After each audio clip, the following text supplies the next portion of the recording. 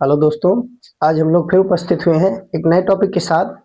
और पिछले लेक्चर में हम लोग विभिन्न प्रत्यावर्ती धारा परिपथ के बारे में पढ़ चुके हैं। अब आज हमें देखना है कि प्रत्यावर्ती धारा परिपथ में वैद्युत शक्ति क्या होता है, वैद्युत शक्ति अथवा सामर्थ्य। आज का टॉपिक है प्रत्यावर्ती धारा परिपथ में शक्ति अथवा सामर्थ्य। तो हम पीछे पढ़ चुके हैं वैद्युत शक्ति और सामर्थ्य के बारे में कि वैद्युत परिपथ में वैद्युत ऊर्जा के क्षय होने की दर को वैद्युत शक्ति अथवा सामर्थ्य कहते हैं। और शक्ति और सामर्थ्य जो होता है वो वोल्टेज और धारा के गुणनफल के बराबर होता है। यदि हम वोल्टेज को वोल्ट में मापें, धारा को एम्पियर में मापें, तो वैद्युत शक्ति वाट में हमको प्राप्त होता है। इसका मात्रक वाट कहा गया था। तो यह बातें हम पीछे दिष्ट धारा स्रोत के लिए पढ़ चुके हैं। अब प्रत्यावर्ती धारा परिपथ में शक्ति के बारे में पढ़ना है। तो दोनों धाराओं में अंतर है। दिष्ट धारा जो होती थी वह नियत धारा होती थी, मतलब परिवर्तनशील नहीं होती थी। और प्रत्यावर्ती धारा जो है वह एक निश्चित समय पर अपने मान को दोहराता है और हर क्षण उसके मान में समय के साथ परिवर्तन होता रहता है आवर्ती रूप से। तो स्वाभाविक है यहाँ थोड़ा सा भिन्नता है। यह वोल्टेज और धारा के गुणनफल के पर तो निर्भर करता ही है, साथ साथ वोल्टेज और धारा के बीच कलांतर पर भी निर्भर करता है। वोल्टेज और धारा के बीच कलांतर कितना है इस बात पर भी वैद्युत शक्ति निर्भर करता है। यानी प्रत्यावर्ती धारा परिपथ में वैद्युत शक्ति कह सकते हैं कि वैद्युत ऊर्जा के क्षय होने की दर को वैद्युत शक्ति अथवा सामर्थ्य कहते हैं। और यह V और I के गुणनफल तथा V और I के बीच जो कलांतर होता है उनकी कोज्या के गुणनफल के भी बराबर होता है। आइए देखते हैं हम अलग अलग। मान लीजिए परिपथ में केवल शुद्ध प्रतिरोध हो, तब वहां औसत शक्ति क्षय क्या होगा, या स्वप्रेरकत्व और शुद्ध प्रतिरोध ये दोनों साथ हो श्रेणी क्रम में, तब कितना औसत शक्ति क्षय होगा। तो इन दोनों परिपथों के लिए निकालकर हम इस बात को क्लियर करने वाले हैं कि औसत शक्ति क्षय किस पर निर्भर करती है। तो आइए देखते हैं। यहां कहा गया जब परिपथ में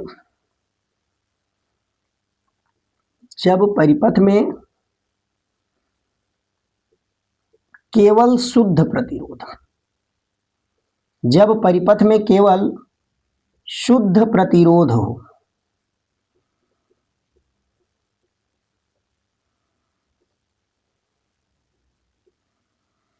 शुद्ध प्रतिरोध यानी R, इसको R से लिख सकते हैं, ये शुद्ध प्रतिरोध R हो।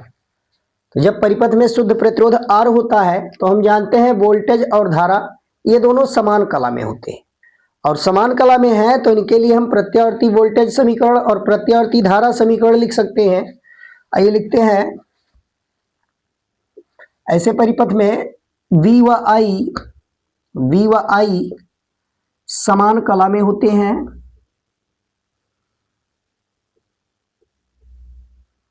समान कला में होते हैं।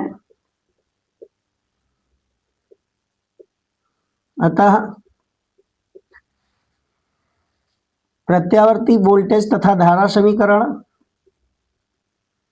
प्रत्यावर्ती वोल्टेज तथा धारा समीकरण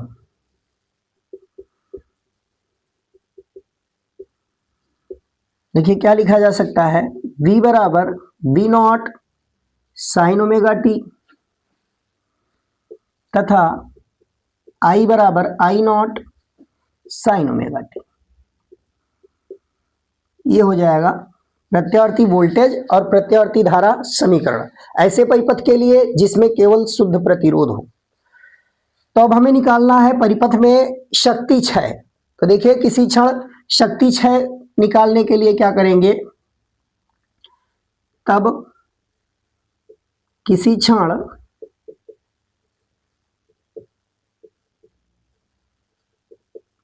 परिपथ में शक्ति क्षय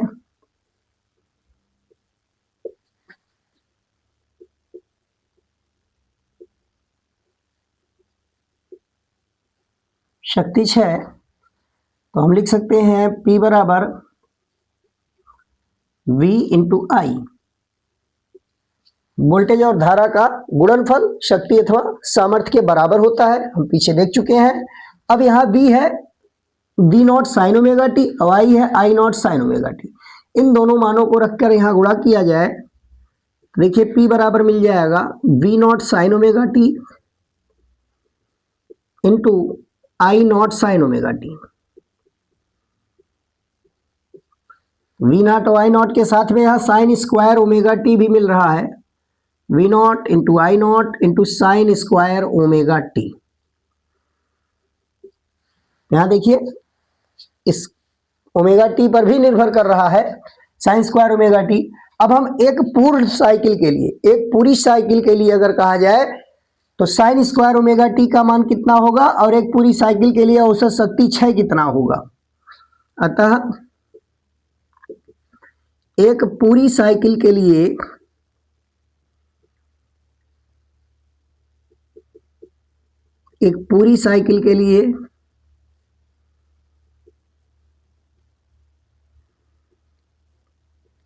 साइन स्क्वायर ओमेगा टी का औसत मान ये 1/2 के बराबर होगा। एक पूर्ण साइकिल के लिए साइन स्क्वायर ओमेगा टी का औसत मान 1/2 के बराबर होगा। अब क्यों 1/2 लिखा गया? भाई हम जानते हैं साइन या कॉस का मान जो होता है वह 0 और 1 के बीच तब होगा जब स्क्वायर के रूप में होगा।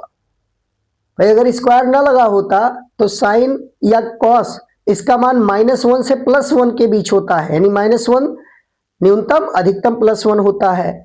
लेकिन स्क्वायर जब लगा होता है तो हम जानते हैं साइन स्क्वायर कर देंगे तो माइनस, अगर माइनस में कोई मान है तो उसका स्क्वायर करने पर वो प्लस में हो जाता है। तो यहाँ साइन स्क्वायर ओमेगा टी होने के कारण इसका न्यूनतम मान 0, अधिकतम मान 1 होगा। तो 0 और 1 का अगर औसत लिया जाए तो 1/2 ही लिखा जाएगा। तो साइन स्क्वायर ओमेगा टी है इसलिए इसका औसत मान 1/2 लिखा जाएगा। अगर यहाँ स्क्वायर नहीं लगा होता तो साइन ओमेगा टी होता, तब औसत मान हम 0 लिखते, क्योंकि तब -1 और +1 का औसत लेना पड़ता। लेकिन स्क्वायर होने के कारण न्यूनतम मान 0, अधिकतम मान 1, इसलिए साइन स्क्वायर ओमेगा टी का औसत मान 1/2 होगा। अब यहाँ अगर हम इसका औसत मान रख दें तो यहाँ शक्ति 6 जो मिल रहा है उसका औसत शक्ति 6 प्राप्त हो जाएगा। यहाँ देखिए परिपथ में औसत शक्ति 6 एक पूरी साइकिल में कितना होगा? परिपथ में औसत शक्ति 6, औसत शक्ति 6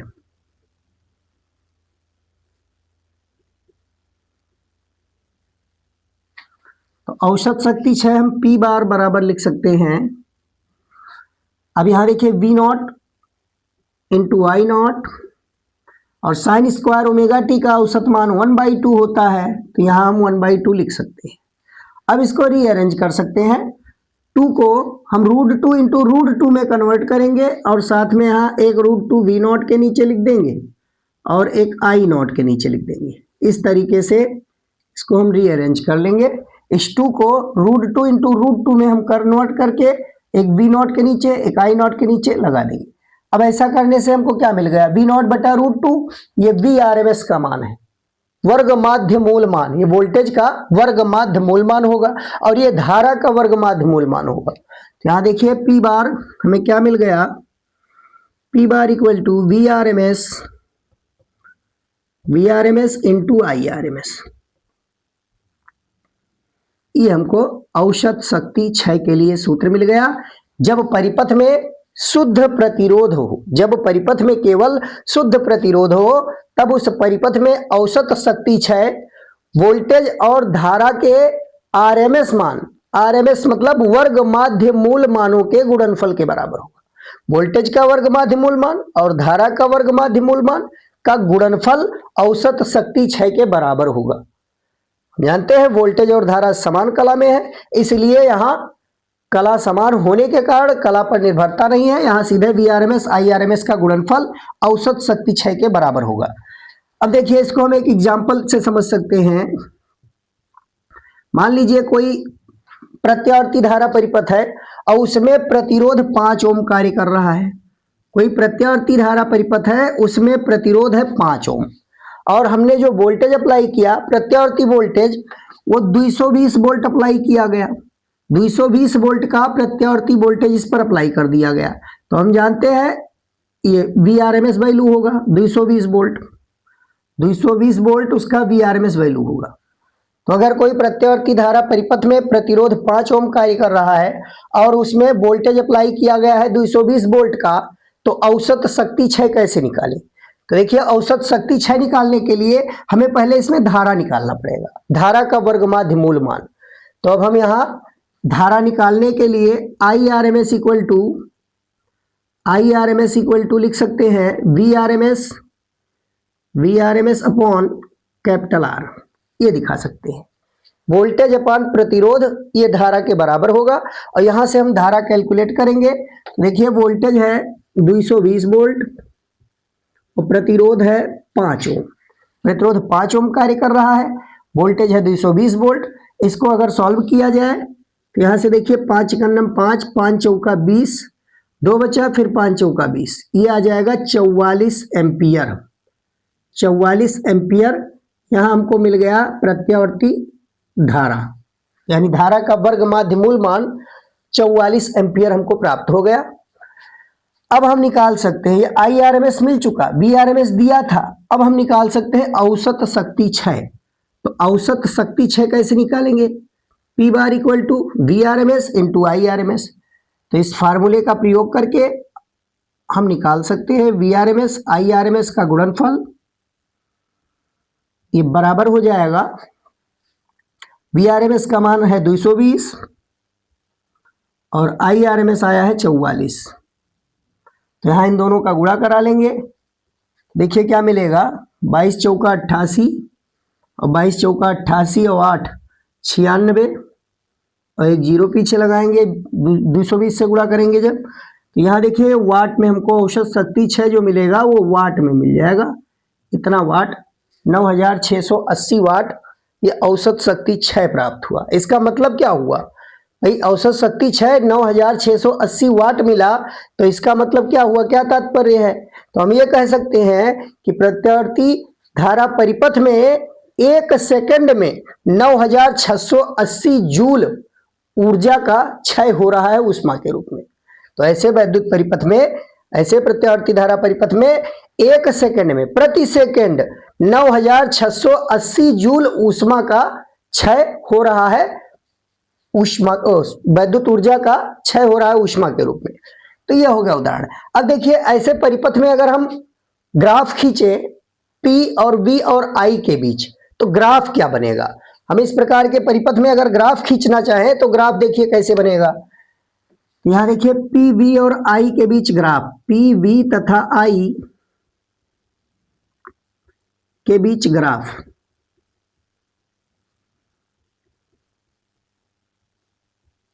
तो यहां हम ग्राफ खींच सकते हैं।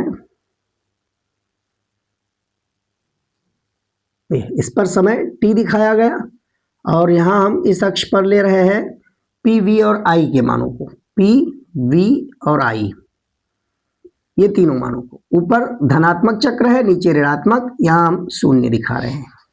तो अब इसमें देखिए, अगर हम ग्राफ खींचे तो हमें मालूम है वोल्टेज और धारा ये दोनों समान कला में होते हैं। शुद्ध प्रतिरोध वाले प्रत्यावर्ती धारा परिपथ में वोल्टेज और धारा समान कला में होंगे। तो हम वोल्टेज और धारा इस प्रकार से दिखा सकते हैं,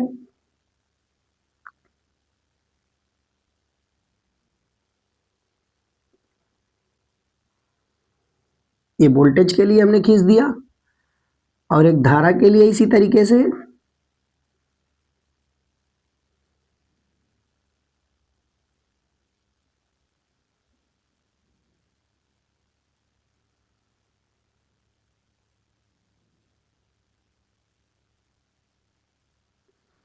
ये धारा हो गया। और शक्ति, तो यहां देखिए औसत शक्ति क्षय हमको मिल रहा है, औसत शक्ति क्षय यहां धनात्मक ही मिलेगा, क्योंकि VRMS और IRMS इन दोनों का गुणनफल है, और हम जानते हैं VRMS IRMS इसमें दोनों वोल्टेज और धारा समान कला में होने के कारण जब वोल्टेज धनात्मक होगा तो धारा भी धनात्मक होगी, और जब वोल्टेज ऋणात्मक होगा तो धारा भी ऋणात्मक होगी। ऐसे केस में अगर दोनों ऋण हैं तो दोनों का गुणनफल फिर भी हमको धन ही मिलेगा, यानी पॉजिटिव वैल्यू ही, शक्ति हमेशा पॉजिटिव ही आएगा। वोल्टेज और धारा दोनों साथ में जब ऋणात्मक होंगे तो उनका गुणनफल हमको धनात्मक ही प्राप्त होगा। इस प्रकार ऐसे परिपथ में अगर हम शक्ति के लिए ग्राफ खींचे तो वहां एक पॉजिटिव वैल्यू मिलेगी इस प्रकार से।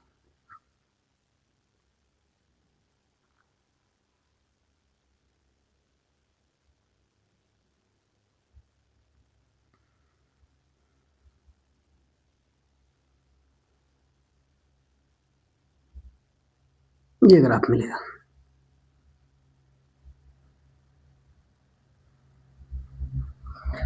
यहां देखिए ग्राफ दिखाया गया, इसमें ये धनात्मक चक्र में ही मिल रहा है, शक्ति जो है वो ऋणात्मक चक्र में नहीं जा रहा है इसका ग्राफ। और बाकी दोनों का ग्राफ है जो वोल्टेज और धारा, ये धनात्मक और ऋणात्मक दोनों चक्रों में प्राप्त हो रहा है। ये वोल्टेज के लिए दिखाया गया है और ये धारा के लिए।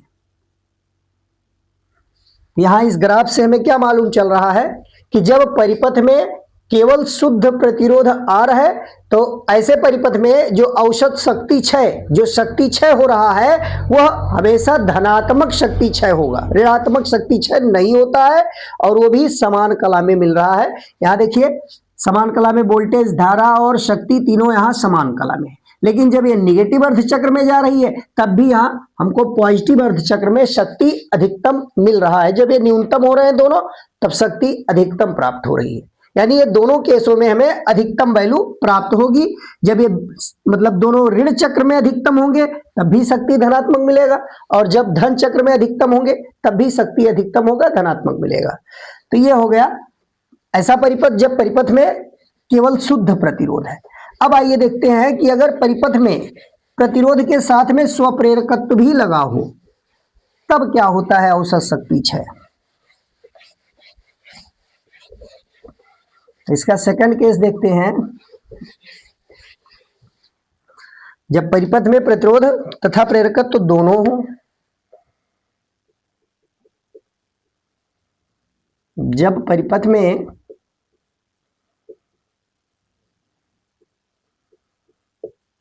प्रतिरोध R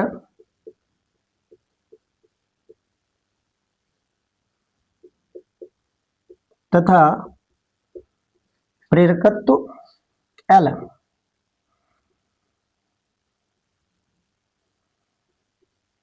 दोनों हो,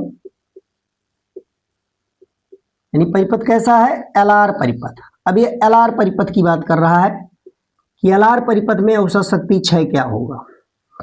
देखिए LR परिपथ में हम पढ़ चुके हैं कि LR परिपथ में जो परिणामी वोल्टेज होता है वह धारा से फाई कला अग्रगामी होता है। LR परिपथ में परिणामी वोल्टेज धारा से फाई कला अग्रगामी होता है। तो लिख सकते हैं LR परिपथ में वोल्टेज V, LR परिपथ में वोल्टेज V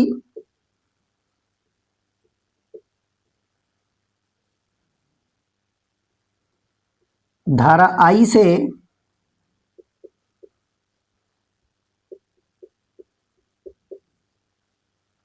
फाई कला अग्रगामी होता है।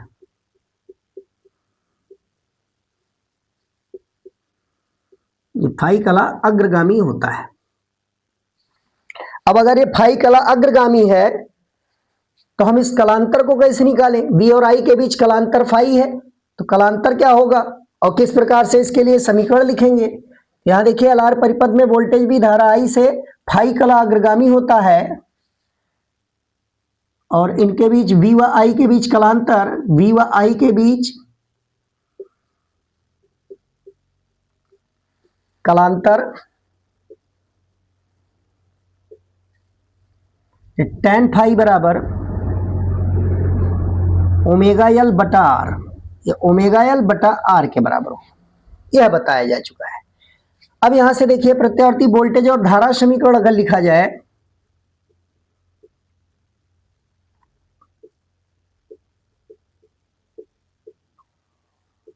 प्रत्यावर्ती वोल्टेज तथा धारा समीकरण।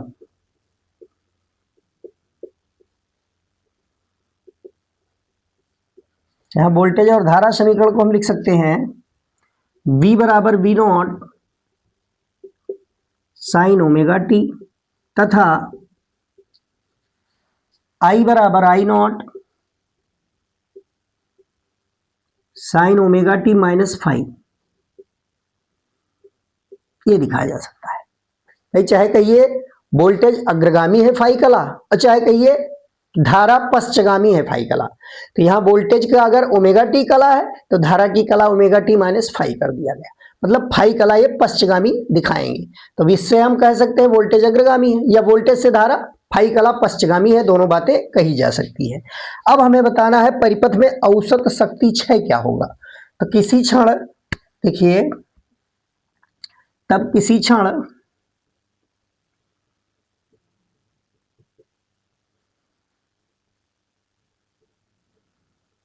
परिपथ में शक्ति क्षय,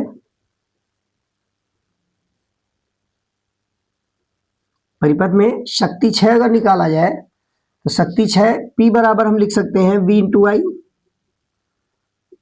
वोल्टेज और धारा का गुणनफल ही शक्ति होता है, विद्युत शक्ति। तो यहां भी वही काम करेंगे, लेकिन अब यहां देखिए परिवर्तनशील धारा है, समय के साथ परिवर्तित हो रही है। यहां मान रख देंगे हम V naught sine omega T into I not sine omega T minus 5। अब इसको सॉल्व करिए। P नॉट V नॉट और I नॉट को हम एक साथ लिख देंगे। P बराबर V naught into I naught और साथ में साइन ओमेगा टी और फिर यहां है into sine omega T minus 5, ये हो जाएगा। अब यहां देखिए साइन इंटू ए माइनस बी फार्मूला लगाया जा सकता है।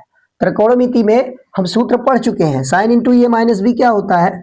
साइन इंटू ए माइनस बी ये बराबर होता है sign A cos B, sign A cos B minus cos A sine B, minus cos A sine B. तो इसी फार्मूले का हम उपयोग करेंगे और इस फार्मूले के उपयोग से हम इसको ओपन करेंगे। ये साइन इंटू ए माइनस बी है, एक की जगह पर ओमेगा टी, बी की जगह पर फाई है। तो अब यहां हम यह फार्मूला इस्तेमाल करके इसको ओपन कर सकते हैं। आइए ओपन करते हैं। क्या मिल जाएगा हमको? P बराबर V not I not sine omega T, इतनी राशि हम सेम वैसे लिख देंगे और यहां यह फार्मूला ओपन करेंगे। साइन ए मतलब sine omega T into cos B, cos phi हो जाएगा, sine A cos B minus cos A, तो यहाँ कॉस ओमेगा टी हो जाएगा into sine B sine phi हो जाएगा। अब इस ब्रैकेट को ओपन करिए, इसको मल्टीप्लाई करा दीजिए। तो इसको मल्टीप्लाई करा के ब्रैकेट ओपन करें तो P बराबर मिल जाएगा V नॉट आई नॉट और यहां हमको प्राप्त हो जाएगा sine square omega T into cos phi, फिर माइनस चिन्ह है, इसका मल्टीप्लिकेशन इसमें भी करा दीजिए। Sine omega T into cos omega T into sine phi, ये हमको प्राप्त होगा। अब यहां देखिए साइन और कॉस दोनों है और दोनों का कोणांक समान है, तो हम इसको 2 साइन थीटा कॉस थीटा के रूप में बदलने के लिए हम यहाँ 2 से गुणा और 2 से भाग कर सकते हैं। 2 से गुणा 2 से भाग अपनी तरफ से कर दीजिए, 2/2। तो ऐसा करने से ये 2 साइन थीटा कॉस थीटा के रूप का हो गया। यहाँ फार्मूला हम साइन 2 थीटा के रूप में इसको लिख सकते हैं। अब यहाँ देखिए क्या मिल गया, यहाँ हमको प्राप्त हो गया P equal to V naught into I naught और ब्रैकेट में मिल रहा है sine square omega T into cos phi minus, अब यहाँ 1/2 को अलग कर लीजिए और बाकी 2 sine omega T cos omega T, इसको हम लिख सकते हैं sine 2 omega T, sine 2 omega T. इस पूरे पद को 2 sine omega T cos omega T, इसको हम साइन 2 ओमेगा टी लिख देंगे into sine phi. Into sine phi, ये हमको वैल्यू प्राप्त हो गया। अब यहां से निकालिए औसत शक्ति 6 निकालना है। देखिए परिपथ में औसत शक्ति 6, अतः एक पूर्ण साइकिल, एक पूरी साइकिल के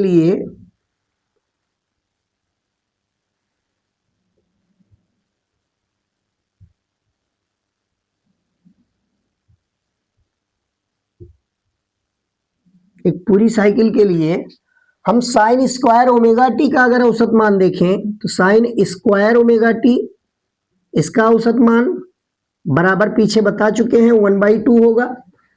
त्रिकोणमितीय फलन स्क्वायर के रूप में होने पर 1/2 यहाँ हमको साइन स्क्वायर होने के कारण 1/2 हो गया। और यहाँ देखिए एक ही घात में है तथा साइन 2 ओमेगा टी ये एक ही घात में है तो इसका औसत मान 0 होगा। पीछे बताया जा चुका है एक घात में अगर साइन है या कॉस है तो उसका न्यूनतम मान -1 होता है, अधिकतम मान +1, औसत लेंगे तो 0 हो जाएगा। 2 घात में है तो यहाँ न्यूनतम मान 0, अधिकतम मान +1, इसलिए औसत 1/2 आएगा। अब यह दोनों वैल्यूज यहाँ अगर रख दिया जाए तो पी बार का मान हमको मिल जाएगा। तो यहाँ देखिए एक पूरी साइकिल की बात कर रहा है, एक पूरी साइकिल में औसत शक्ति 6 देखिए कितना होगा,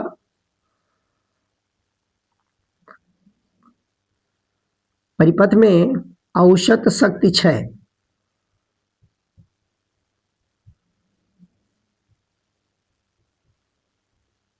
औसत शक्ति 6, तो P बार इक्वल टू यहां मिल गया हमको V naught into I naught, और अंदर यहां है ब्रैकेट में साइन स्क्वायर ओमेगा टी का औसत मान, तो इसका औसत मान 1/2 इंटू कॉस फाई, फिर माइनस चिन्ह है 1/2, और साइन 2 ओमेगा टी इसका औसत मान है 0 इंटू साइन फाई, ये हमको प्राप्त हुआ। अब देखिए 0 से मल्टीप्लाई होके पूरा 0 हो जाएगा, बचेगा केवल यही पद, तो फिर से इसमें गुणा करा देंगे। तो यहां से हमको पी बार का सूत्र क्या मिल गया, पी बार इक्वल टू देखिए √2 यहां फिर से कर लेंगे, V not upon √2 into I not upon √2, और इंटू साथ में कॉस फाई भी आ जाएगा, कॉस फाई भी यहां हमको प्राप्त होगा। या इसी को हम लिख सकते हैं, इधर हम दिखा रहे हैं P बार इक्वल टू ये V नॉट अपॉन √2, ये VRMS है, I नॉट अपॉन √2 ये IRMS है, इंटू कॉस फाई। तो इसको लिख सकते हैं VRMS into IRMS into cos phi, ये हमको प्राप्त हो गया। P बार बराबर VRMS into IRMS into cos phi. तो यहां देखिए कॉस फाई जो मिल रहा है, ये कॉस फाई क्या कहलाता है, तो इसमें कॉस फाई को हम शक्ति गुणांक कहते हैं।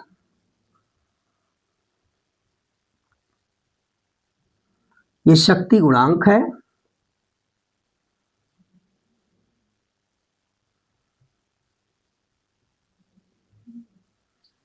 कॉस फाई शक्ति गुणांक कहलाता है, यह शक्ति में गुणा है। अब ये पहले भी था, ऐसा नहीं कि इसी में है भाई। प्रत्यावर्ती धारा परिपथ में जो औसत शक्ति होता है वो VRMS, IRMS और कॉस फाई के गुणनफल के ही बराबर होता है।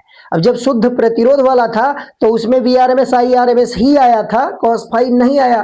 तो उसका कारण ये है कि उसमें वोल्टेज और धारा समान कला में थे, और जब दोनों समान कला में थे तो वहां कलांतर फाई 0 हो गया, और कॉस 0 का मान 1 होता है, ये बात हमको मालूम है। तो इसी में अगर फाई बराबर 0 रख दिया जाए तो हमको VRMS, IRMS ही मिलेगा। मतलब प्रत्यावर्ती धारा परिपथ में हम औसत शक्ति 6 का मुख्य सूत्र इसी को मानेंगे, क्योंकि यहाँ प्रत्यावर्ती वोल्टेज और धारा दोनों ही समय के साथ परिवर्तनशील है, इसलिए दोनों के बीच कलांतर निश्चित है। एक कलांतर उसमें हो सकता है या समान कला में हो सकते हैं, इसलिए वहां कला का जरूर एक कला पर इसकी निर्भरता है। अब देखिए इस शक्ति गुणांक का मान कितना होता है, कॉस फाई का अगर कहा जाए मान निकालिए तो इसका मान कितना होता है हम निकाल सकते हैं। तो आइए देखते हैं।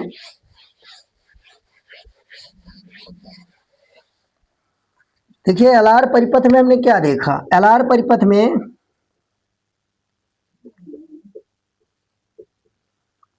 परिपथ में जो इसका वी और आई के बीच कलांतर फाई होने पर टेन फाई कितना आया था, देखिए टेन फाई ये ओमेगा एल अपॉन आर आया था, ओमेगा एल अपॉन आर। तो यहां से हम कॉस फाई निकाल सकते हैं भाई। इसके लिए अगर हम त्रिभुज बना लें, देखिए यहां समकोण त्रिभुज की रचना कर दें।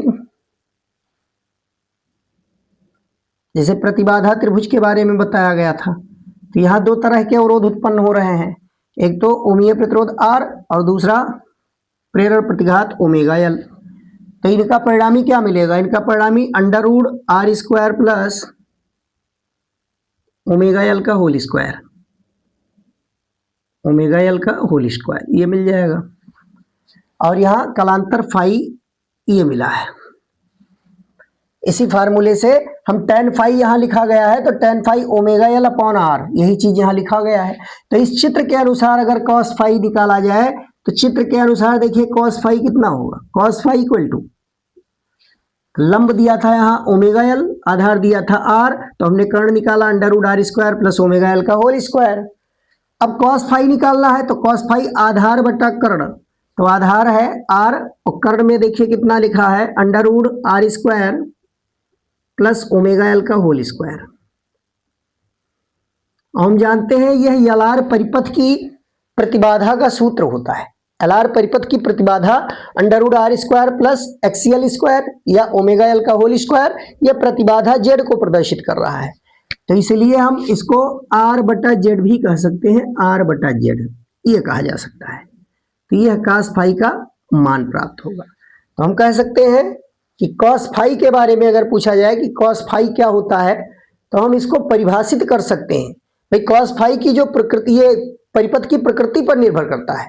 जो शक्ति गुणांक है ये परिपथ की प्रकृति पर निर्भर करता है कि उस परिपथ में कौन कौन प्रकार के अवयव लगे हुए हैं, प्रतिरोध है, स्वप्रेरकत्व है या संधारित्र लगा हुआ है, भाई संधारित्र की धारिता कार्य कर रही है, तो इस पर इसकी निर्भरता है। उसी के अनुसार हम कलांतर निकालते हैं, उसी के अनुसार कलांतर परिवर्तित होता है कि जब शुद्ध प्रतिरोध होता है तो वी आई के बीच कला समान कलांतर शून्य, और जब स्वप्रेरकत्व कार्य करता है तो वहां वोल्टेज अग्रगामी होता है 90 डिग्री, जब धारिता कार्य करती है तो धारा अग्रगामी होता है। तो ये सब बातें कलांतर वाली बातें ये परिपथ की प्रकृति पर निर्भर करती है कि उसमें कौन कौन से अवयव लगे हुए हैं, इस पर निर्भर करता है।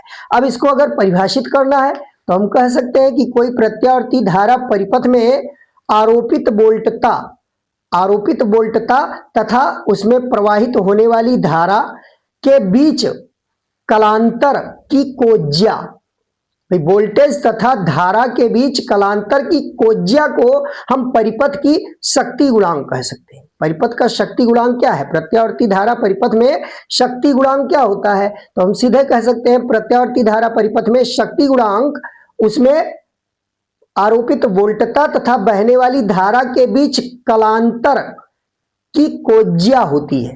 उसकी कोज्या मतलब कॉस फाई, वी और आई के बीच कलांतर फाई है तो कोज्या उसकी कॉस फाई, यह शक्ति गुणांक कहलाता है। या हम इस सूत्र के आधार पर भी परिभाषित कर सकते हैं कि कोई प्रत्यावर्ती धारा परिपथ में कार्यरत ओमीय प्रतिरोध और परिपथ की कुल प्रतिबाधा का जो अनुपात होता है वह उस एलआर परिपथ का शक्ति गुणांक कहलाता है। ये एलआर परिपथ के लिए बताया गया है, ठीक है। एलआर परिपथ का शक्ति गुणांक अगर कहा जाए क्या होता है, तो एलआर या सभी पर लागू कर सकते हो, सभी पर लागू किया जा सकता है। भाई प्रतिबाधा अगर कहा जाए, देखिए शुद्ध प्रतिरोध वाले के रूप में अगर कहा जाए तो शुद्ध प्रतिरोध वाले में प्रतिबाधा भी आर ही होती है। भाई प्रतिबाधा भी आर ही होती है, आर आर कैंसिल होगा, cos फाई 1 होता है, तो cos फाई 1 तो फाई बराबर 0 डिग्री कह सकते हैं। तो ये प्रत्यावर्ती धारा परिपथ में हम सीधे डायरेक्टली इस फार्मूले से भी हम शक्ति गुणांक को परिभाषित कर सकते हैं। अब आइए देखते हैं इसमें ग्राफ कैसे खींचेंगे, इसमें शक्ति के बीच ग्राफ कैसे बनेगा। यहां देखिए पी वी तथा आई के बीच ग्राफ,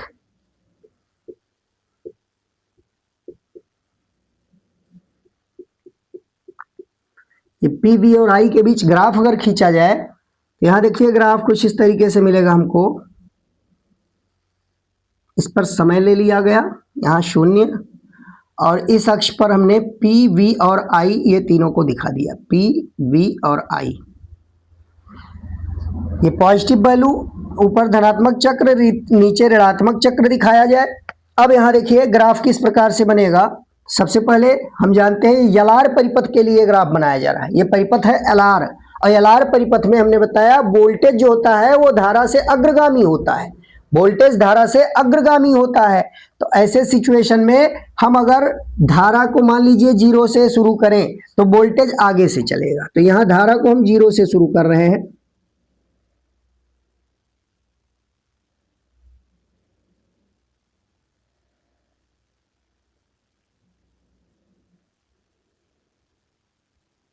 ये धारा हमने दिखा दिया। अब वोल्टेज अग्रगामी दिखाना है, तो वोल्टेज को हमें अग्रगामी दिखाना होगा। देखिए वोल्टेज अग्रगामी हम इस तरीके से दिखा सकते हैं। यहां वोल्टेज को हम यहां से दिखा सकते हैं और ऊपर थोड़ा सा करके।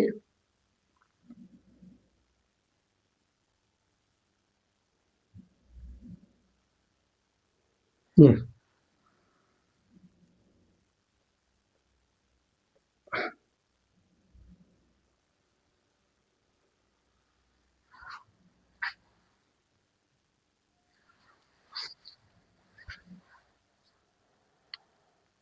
यहाँ देखिए थोड़ा सा स्लोप ज्यादा हो गया है।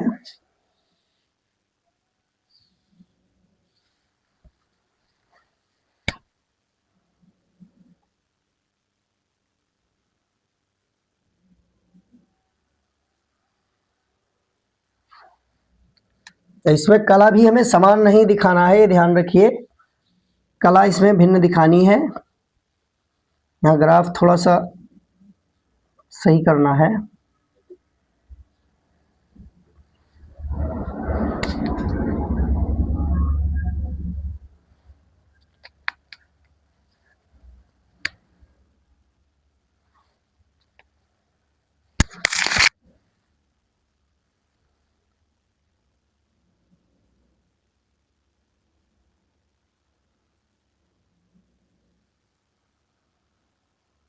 ये देखिए, और शक्ति को दिखाया जाएगा तो शक्ति इसमें देखिए इस तरीके से मिलेगा।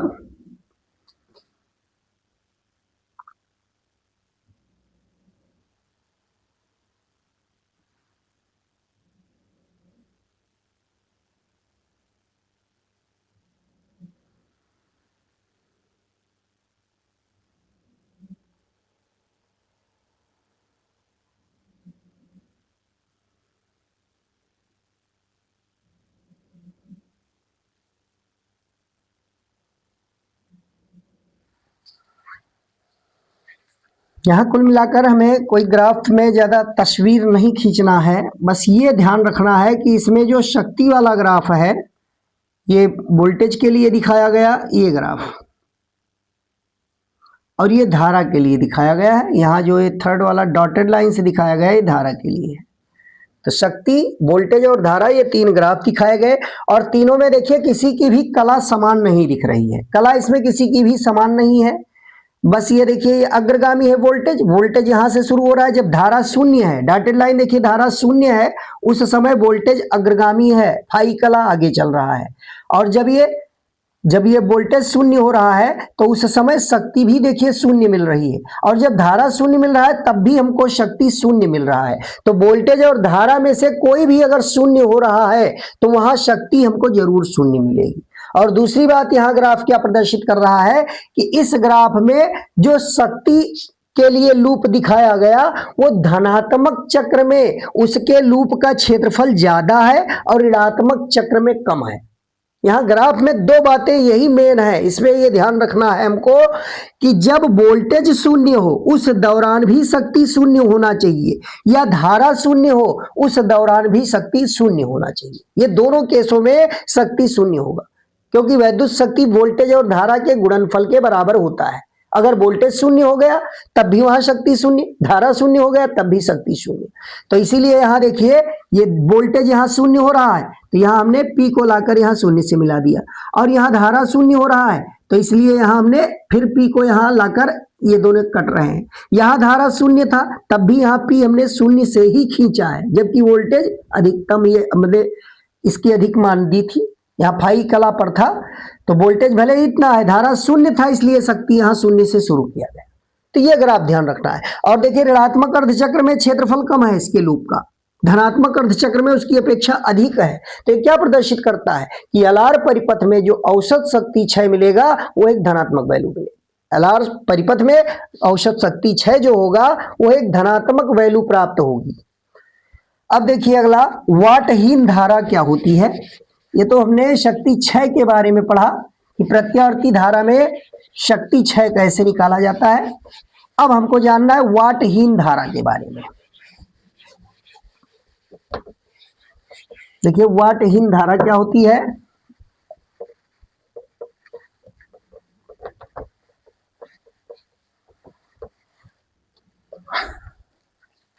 वाटलेस करंट, वाटहीन धारा।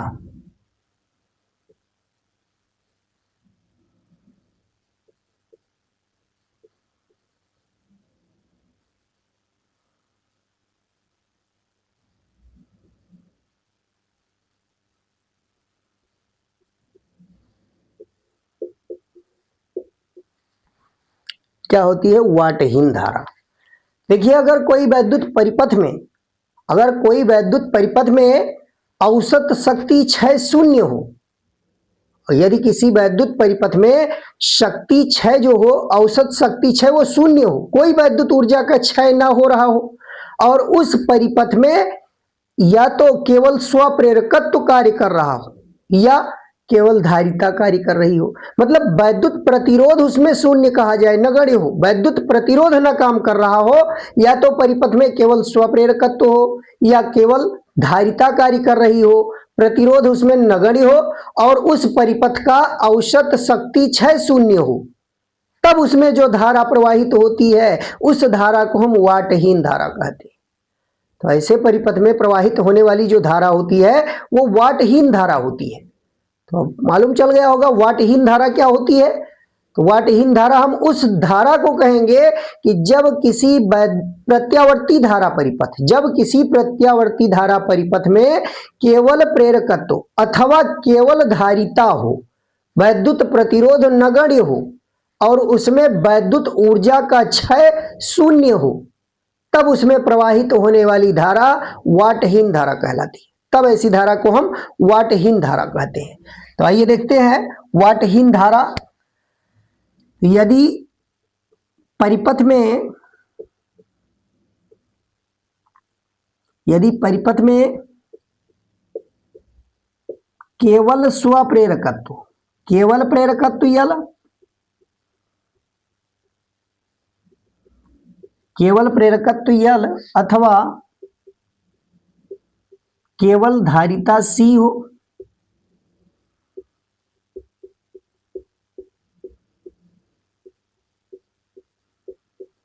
केवल अगर परिपथ में केवल प्रेरकत्व यल अथवा केवल धारिता सी हो, तो ऐसे परिपथ में V और I के बीच कलांतर क्या होता है 90 डिग्री। ये हम पीछे पढ़ चुके हैं।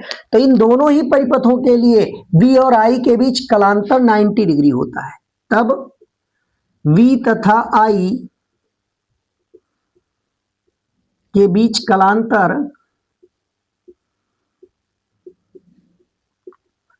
V तथा I के बीच कलांतर फाई ये 90 डिग्री के बराबर होता है, हमें मालूम है। ऐसे परिपथ में जिसमें केवल प्रेरकत्व हो या केवल धारिता हो, उसमें V और I के बीच कलांतर 90 डिग्री होगा। अब ऐसे परिपथ में औसत शक्ति क्षय निकाला जाए, तो परिपथ में शक्ति क्षय देखिए क्या होगा।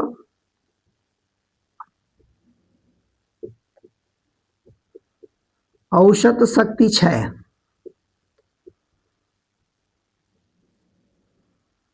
ऐसे परिपथ में अगर औसत शक्ति क्षय निकाला जाए तो निश्चित ही P बार बराबर VRMS इंटू IRMS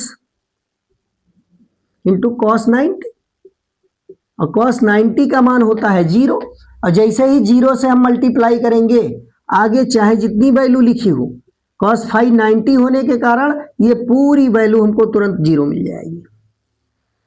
यहां से देखिए परिभाषा लागू हो रहा है। अगर कोई ऐसा परिपथ है जिसमें केवल प्रेरकत्व या केवल धारिता हो तो उसमें औसत शक्ति क्षय निश्चित रूप से शून्य होगा। तब उसमें औसत शक्ति क्षय निश्चित रूप से शून्य होगा। तो इसीलिए कहा जाता है कि यदि किसी प्रत्यावर्ती धारा परिपथ में केवल प्रेरकत्व अथवा केवल धारिता हो तो उसमें औसत शक्ति क्षय क्या होगा? शून्य होगा। तब उसमें प्रवाहित होने वाली धारा को हम कहेंगे वाटहीन धारा। तब ऐसी धारा उसमें अगर प्रवाहित हो रही है इस कंडीशन में तो वो वाटहीन धारा कहलाएगी। अगर वाटहीन धारा है तो निश्चित रूप से वैद्युत ऊर्जा का क्षय नहीं होता। बिना वैद्युत ऊर्जा के क्षय के प्रवाहित होने वाली धारा है। चाहे जितनी देर तक उसको प्रवाहित किया जाए उसमें वैद्युत ऊर्जा का क्षय ऊष्मा के रूप में नहीं होगा। लेकिन व्यवहारिक रूप से अगर देखा जाए तो ऐसा संभव नहीं है। व्यवहार में अगर कोई परिपथ कहा जाए जिसमें प्रतिरोध पूरी तरीके से शून्य हो तो बिना तार के हम कुंडली या धारिता को जोड़ेंगे तो उसके लिए हमें जोड़ने के लिए वहां तार की आवश्यकता निश्चित रूप से पड़ेगी। भाई परिपथ जोड़ना है तो कहीं ना कहीं संयोजन तार लगाना पड़ेगा और संयोजन तार का अपना कुछ ना कुछ प्रतिरोध अवश्य होता है। तो इस कारण से व्यवहार में ऐसा संभव नहीं है। लेकिन फिर भी अगर ऐसा परिपथ है कि उसमें औसत शक्ति क्षय शून्य हो तब उसमें प्रवाहित होने वाली धारा को हम वाटहीन धारा कहते हैं। तो ये हो गया वाटहीन धारा। और वाटहीन धारा के लिए अगर कहा जाए कि पी वी और आई में ग्राफ क्या बनेगा तो ऐसी धारा में देखिए ग्राफ क्या बनता है। वाटहीन धारा के लिए ग्राफ अगर खींचा जाए तो यहां देखिए पी वी तथा आई के बीच ग्राफ।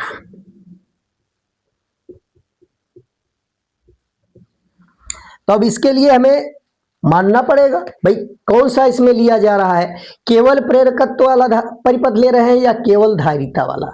यहां क्लियर होना चाहिए तभी हम ग्राफ बना सकते हैं। तो चलिए हमने मान लिया कि हमने एक ऐसा परिपथ लिया है जिसमें केवल प्रेरकत्व यल हो। यदि परिपथ में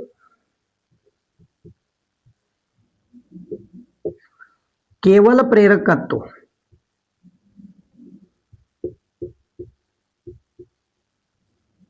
यल हो तब वोल्टेज भी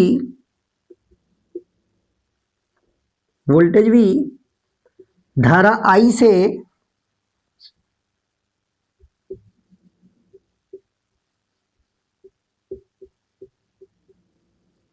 कला में 90 डिग्री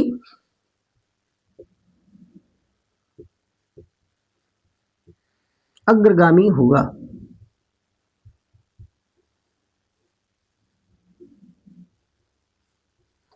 तो V और PVI के बीच ग्राफ खींचने से पहले ये बातें हमें क्लियर करनी होगी कि परिपथ कौन सा लिया जा रहा है। तो हमने ऐसा परिपथ लिया जिसमें केवल प्रेरकत्व यल हो। तो ऐसे परिपथ में वोल्टेज भी धारा I से कला में 90 डिग्री अग्रगामी होता है।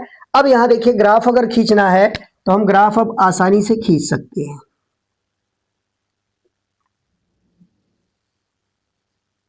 इसमें हमने समय, यहां समय t लेना है, इस पे हमने समय t को दिखा दिया और इस अक्ष पर हमने पी वी और आई को दिखाया, पी वी और आई। ऊपर धनात्मक अर्धचक्र लिया जा रहा है, नीचे ऋणात्मक, यहां मध्य में शून्य है।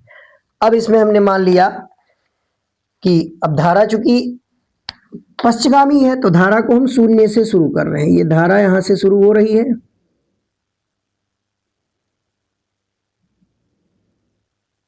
ये धारा के लिए हो गया। अब वोल्टेज जो लेना है वो 90 डिग्री अग्रगामी लेना है। तो वोल्टेज को हम 90 डिग्री अग्रगामी दिखा सकते हैं।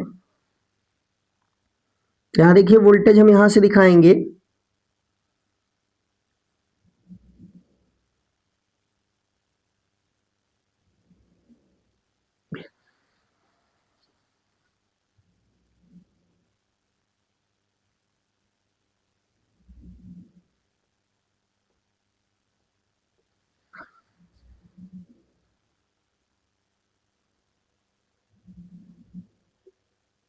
ये वोल्टेज दिखाया गया।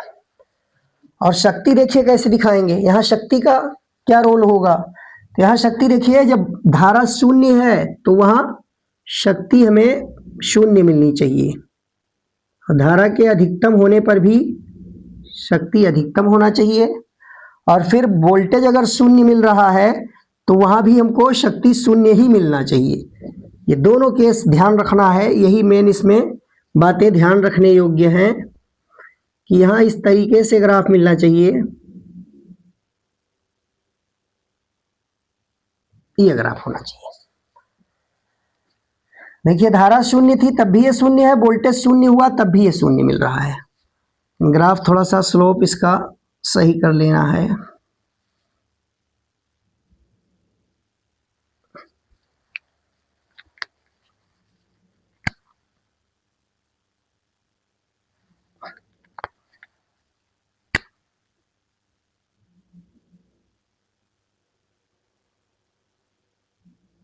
ये देखिए, अब यहां पुनः इसको बैक साइड में उतना ही जाएगा।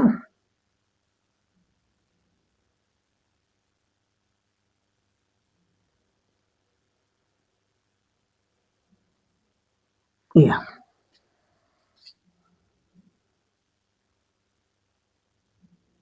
इस तरीके से देखिए, इसमें दोनों बराबर, जितना आयाम धनात्मक में मिल रहा है उतना ही आयाम ऋणात्मक में मिल रहा है। ये शक्ति के लिए दिखाया गया है P, और ये डॉटेड वाली लाइन जो दिखाई गई है ये धारा के लिए है I, और ये वोल्टेज के लिए है। जो कॉन्टिन्यूअस लाइन एक है इसको वोल्टेज कहा गया है। तो ये तीनों दिया हुआ है, और इसमें देखिए, इसमें जितना आयाम या जितना महत्तम मान धन चक्र में है शक्ति का, उतना ही ऋण चक्र में होना चाहिए। ये आयाम और ये आयाम बराबर होना चाहिए।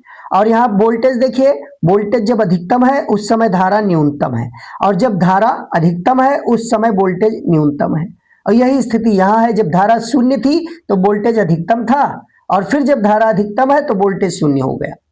और जब भी वोल्टेज या धारा में कोई भी शून्य होगा उस समय शक्ति निश्चित रूप से शून्य होगी। वोल्टेज के शून्य होने पर भी शक्ति शून्य है, धारा के शून्य होने पर भी शक्ति शून्य है। यह बातें ध्यान रखते हुए और यह ग्राफ हम P, V और I के बीच खींचेंगे। यह ग्राफ हमारा वाटहीन धारा को प्रदर्शित करेगा कि जिस परिपथ में केवल प्रेरकत्व है उसमें वाटहीन धारा अगर बह रही है तो उसमें देखिए औसत शक्ति क्षय शून्य होने का कारण यही है, जितना धनात्मक अर्धचक्र में शक्ति है उतना ही ऋणात्मक अर्धचक्र में है। तो अगर हम शक्ति क्षय का औसत निकालें तो यहाँ निश्चित रूप से शक्ति क्षय शून्य होगा। अब एक टॉपिक इसमें और बच रहा है, देखिए कि ऐसे परिपथ का उपयोग कहाँ होता है। भाई वाटलेस करंट जो बह रही है इसमें ऐसे परिपथ का उपयोग कहाँ किया जाता है। तो ऐसे परिपथ का उपयोग हम प्रत्यावर्ती धारा के नियंत्रण में करते हैं। वाटलेस करंट जो प्रवाहित हो रहा है इसमें, तो ऐसी धारा का प्रयोग या ऐसे परिपथ का प्रयोग कि जिसमें केवल प्रेरकत्व हो या केवल धारिता हो, ऐसे परिपथ का प्रयोग हम प्रत्यावर्ती धारा के नियंत्रण में करते हैं। और उसके लिए एक देखिए डिवाइस बनाया गया है जिसको कहते हैं चोक कुंडली, चोक क्वाइल।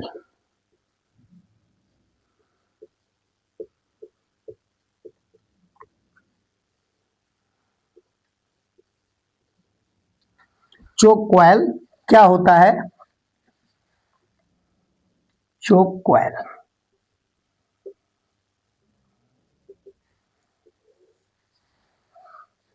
देखिए, जब परिपथ में केवल प्रेरकत्व होता है, जब केवल प्रेरकत्व होता है तो उस समय औसत शक्ति क्षय शून्य होता है। ये बात हम पीछे पढ़ चुके हैं। इस प्रकार से अगर केवल प्रेरकत्व वाला कोई परिपथ का प्रयोग करके हम प्रत्यावर्ती धारा को नियंत्रित करें तो उससे केवल प्रदीप्त उत्पन्न करने वाला, यानी जिसे हम कह सकते हैं फ्लोरेसेंट ट्यूब, जिससे कि प्रकाश उत्पन्न होता है, बल्ब टाइप में हम कह सकते हैं कि प्रकाश देने वाले उत्पन्न करने वाले स्रोत में अगर हमें प्रत्यावर्ती धारा या प्रत्यावर्ती वोल्टेज पर नियंत्रण प्राप्त करना है तो वहां हमें ऐसा परिपथ प्रयुक्त करना होगा जिसमें केवल प्रेरकत्व हो।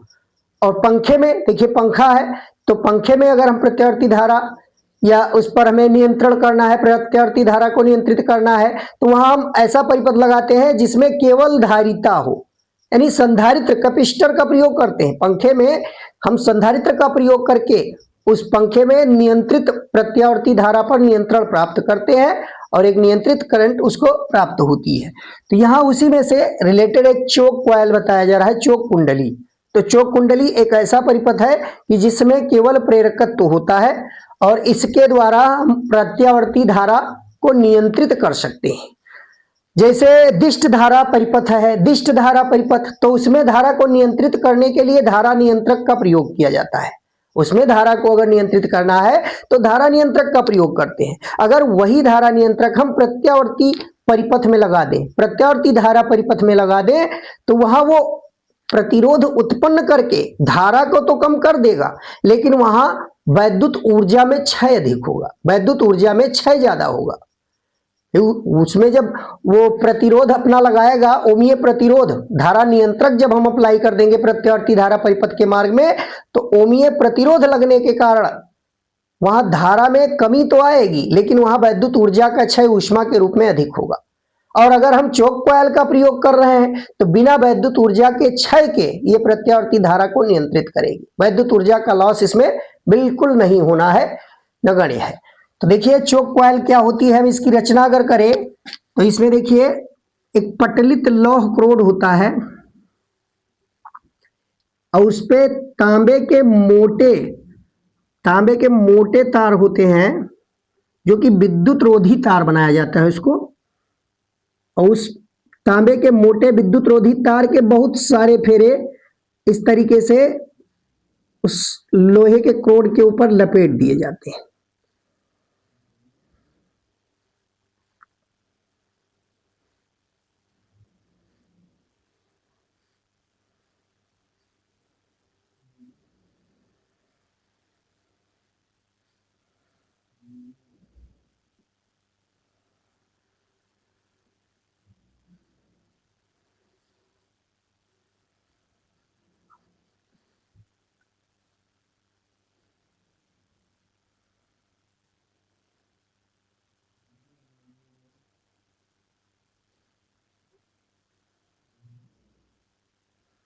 इसको हमने बल्ब बना दिया, मान लीजिए बल्ब है, ये बल्ब लगाया गया जिससे हम धारा नियंत्रित हो रही है अथवा नहीं इस चीज को चेक किया जा सके। तो यहाँ एक परिपथ हमने ले लिया है।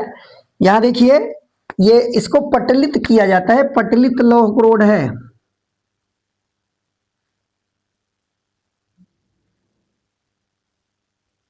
एक पटलित लौह क्रोड है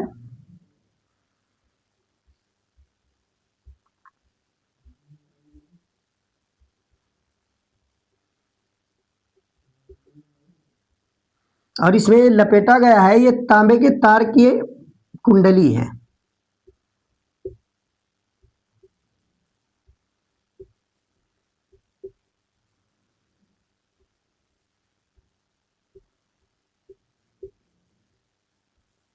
तांबे के तार की कुंडली और ये प्रत्यावर्ती धारा स्रोत है। यहाँ B बराबर B not sine omega T, यानी प्रत्यावर्ती धारा स्रोत इसको कहा जाएगा। ये वोल्टेज अप्लाई किया जा रहा है, ये बल्ब लगा हुआ है। अब किस प्रकार से ये कार्य करता है, किस प्रकार से कार्य करता है, तो देखिए इसमें तांबे के मोटे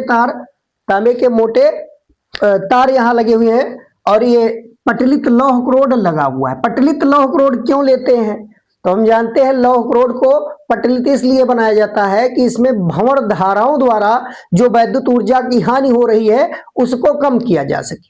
भंवर धारा द्वारा उत्पन्न ऊर्जा की हानि को कम करने के लिए हम लौह क्रोड पटलित लेते हैं।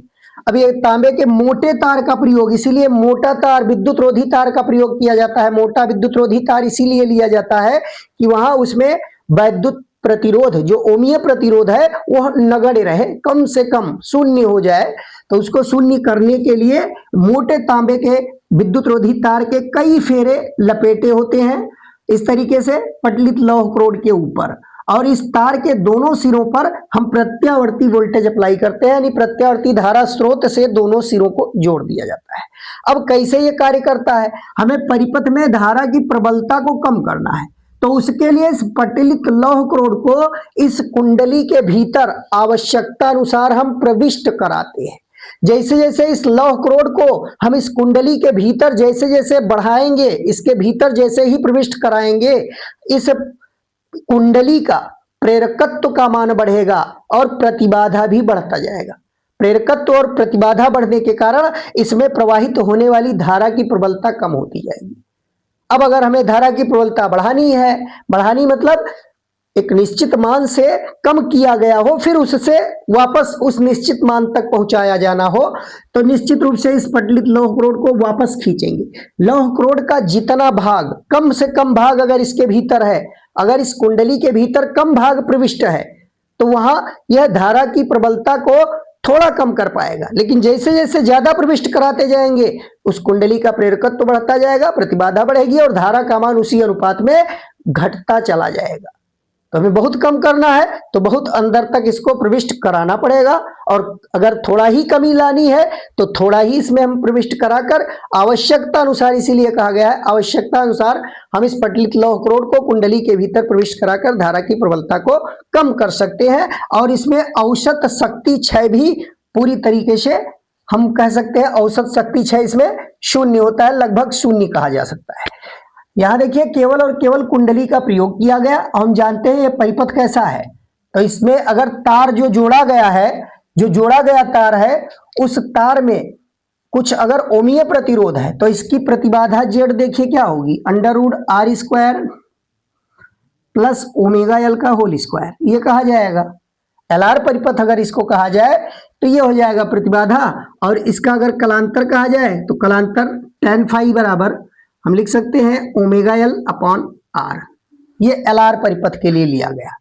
अब इसमें देखिए जितने प्रतिरोध इसमें कम है, जितने प्रतिरोध कम होगा, प्रतिरोध का मान अगर R0 कर दे तो यहां देखिए R0 करने पर tan फाई अनंत होगा, tan फाई अनंत होगा तो फाई का मान 90 डिग्री होगा। तो यहां से वही बातें सिद्ध हो रही है कि इसमें V और I के बीच कलांतर 90 डिग्री होगा। जब R का मान 0 होगा, तब R का मान जितना ही कम होगा उतना ही यह अच्छा कार्य करेगा। अब अगर कहा जाए कि इस प्रत्यावर्ती स्रोत की जगह कोई दिष्ट धारा स्रोत लगा दिया जाए तब क्या होगा, तो हम जानते हैं दिष्ट धारा स्रोत में क्या होता है कि वो नियत धारा बहती है, उसमें धारा परिवर्तनशील नहीं होती समय के अनुसार। यानी दिष्ट धारा स्रोत के लिए हम डीसी करंट के लिए अगर देखें तो डीसी के लिए होता है ओमेगा 0। डीसी में ये कोणीय आवृत्ति शून्य होती है दिष्ट धारा स्रोत की, और अगर कोणीय आवृत्ति को शून्य कर देंगे तो निश्चित ही यहां देखिए फाई का मान क्या मिलेगा, tan फाई 0, और tan फाई 0 कोण 0 अंश के लिए ही मिलता है, तब वहां कलांतर शून्य हो जाएगा। तो अगर दिष्ट धारा स्रोत है तो वहां V और I दोनों ही समान कला में प्रवाहित होंगे, V और I दोनों समान कला में होंगे, और V और I समान कला में होने के कारण वहां वैद्युत ऊर्जा का क्षय अत्यधिक होगा। भाई कास फाई का मान जो होता है वो 1 से कम होता है। L या R परिपथ हो या LR परिपथ हो, तो LR परिपथ में भी जो वैद्युत ऊर्जा का क्षय होता है वो शुद्ध प्रतिरोध वाले परिपथ की तुलना में कम होता है। अगर LR परिपथ लिया गया हो तो LR परिपथ में भी जो वैद्युत शक्ति का क्षय होता है वो शुद्ध प्रतिरोध की तुलना में कम होता है, क्योंकि LR परिपथ में भी cos फाई जो गुणांक है उस cos फाई का मान 1 से कम होने के कारण औसत शक्ति क्षय निश्चित रूप से शुद्ध प्रतिरोध वाले परिपथ की तुलना में कम हो जाती है। तो इस प्रकार हम आज चौक कुंडली के बारे में भी पढ़ा गया। अब नेक्स्ट डे हम श्रेणीबद्ध अनुनादी प्रत्यावर्ती LCR परिपथ के बारे में आगे बताया जाएगा, उसकी विशेषताएं क्या होती हैं, कहाँ उपयोग किया जाता है, या अन्य टॉपिक नेक्स्ट डे बताया जाएगा। आज के लिए इतना ही, धन्यवाद।